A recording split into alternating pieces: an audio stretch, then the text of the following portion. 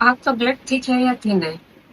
क्या आपको पता है थिक ब्लड हार्ट अटैक का इंडिकेशन है? और अगर हम अपने ब्लड को थिन रखें तो हार्ट अटैक के चांसेस को कम कर सकते हैं और हम अपने ब्लड को नेचुरली थिन रख सकते हैं। आइए जानते हैं कैसे। हमारी आर्टरी स्मूथ है या क्लॉग्ड? इसके लिए ब्लड फ्लो के जाल को समझना जरूरी है क्योंकि इसी पर डिपेंड करता है हमारा हार्ट, ब्रेन और लाइफ।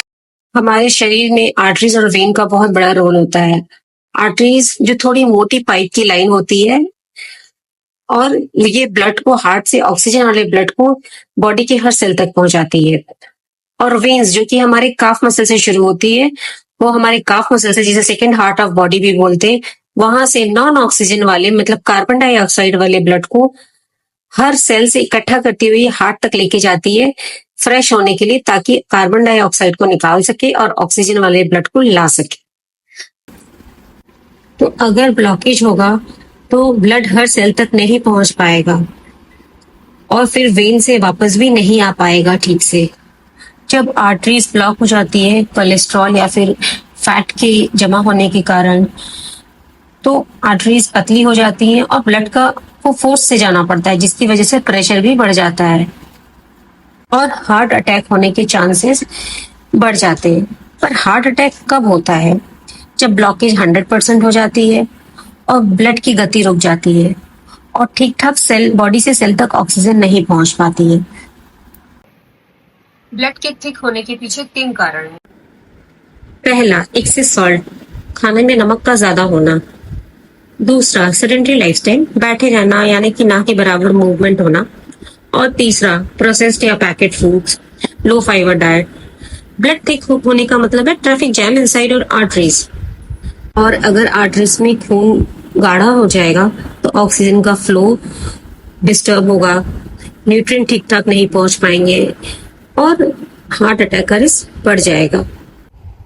हार्ट अटैक के रिस्क को कम करने के लिए कुछ एक लाइफस्टाइल मॉडिफिकेशन है जो हम अपनी डेली हैबिट्स में इंक्लूड कर सकते हैं, जैसे कि रोज वॉक करना, 7 घंटे की नींद लेना, डीप ब्रीथिंग एक्सरसाइज या फिर मेडिटेशन का करना, ठीक ठाक पानी पीना और अपने बॉडी वेट को मेंटेन करना।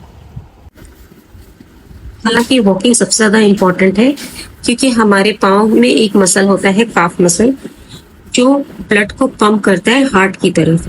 तो अगर हम वॉकिंग करते हैं तो ये पंप करने में ब्लड को हेल्प करता है, और अगर बैठे रहते हैं तो ये पंप जो है वो बंद हो जाता है और हार्ट अटैक के चांसेस को बढ़ा देता है।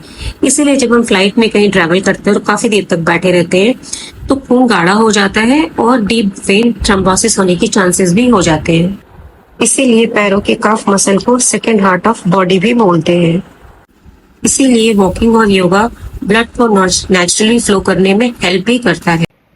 वो जो आपके ब्लड को नेचुरली थिन करते हैं। हमारे आर्टरीज क्लॉग्ड या फिर ब्लड जो थिक होते हैं वो सिर्फ ऑयल से या फैट से नहीं होते, बल्कि हमारी हर दिन की डाइट डिसाइड करती है कि हमारे आर्टरीज कितना क्लॉग्ड हो रहे हैं या ब्लड कितना थिक हो रहा है। तो जितना पॉसिबल हो सकते हैं अपनी डाइट में होल ग्रेन्स, फ्रूट्स में बेरीज, वेजिटेबल्स में ग्रीन लीफी वेजिटेबल इंक्लूड करें। ये ब्लड वेसल को इलास्टिक बनाते हैं, उनमें जो स्टिफनेस ना आए उसे रोकने में हेल्प करते हैं। एंटी क्लॉटिंग और एंटीऑक्सीडेंट फूड जैसे कि गार्लिक, लहसुन, टर्मरिक, हल्दी, जिंजर, अदरक, ग्रीन टी और डार्क चॉकलेट जैसी चीजें इंक्लूड करें। एक लहसुन की कली हर सुबह ले, ये हमारे ब्लड प्लेटलेट्स को चिपकने नहीं देते और प्याज हमारे ब्लड प्रेशर को मेंटेन करते हैं। तो इन दोनों को अपनी डाइट में जरूर इंक्लूड करें। ब्लड का थिक होना या आर्टरीज का क्लॉग्ड होना ये किसी एज के लिए पर्टिकुलर नहीं है। आप चाहे 25 के हो या 55 के हो, अगर आपकी लाइफस्टाइल और डाइट ठीक ठाक नहीं रहेगी तो आर्टरीज क्लॉग्ड होना शुरू हो जाएंगे।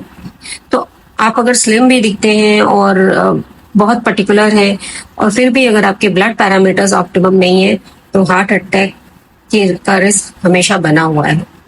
हार्ट अटैक एक साइलेंट किलर है। तो अगर आपको ये कंटेंट यूजफुल लगे तो चैनल को सब्सक्राइब करें और अपने नियर और डियर वंस को शेयर करें।